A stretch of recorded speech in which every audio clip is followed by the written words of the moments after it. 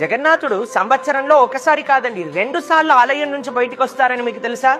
జగన్నాథ రథయాత్ర అయ్యేంత వరకు కలిసి జగన్నాథ స్వామి వారి యొక్క రహస్యాలు విందాం. ఈ రోజు స్వామి ఆవిర్భవించారు.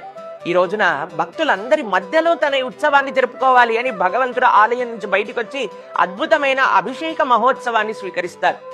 జగన్నాథుడికి 35 కలశములతో, బలభద్రుడికి 33 కలశములతో, సుభద్రామాతకి 22 కలశములతో, సుదర్శనుడికి 18 కలశములతో ఈ రోజు అభిషేకం జరుగుతుంది.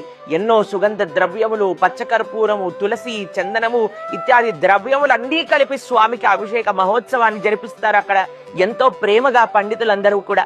మీకు ఒక విషయం తెలిసిన, ఈ రోజు ఒక మరాఠీ భక్తుడిని అనుగ్రహించడానికి గణపతి రూపంలో జగన్నాథుడు దర్శనమిస్తారు.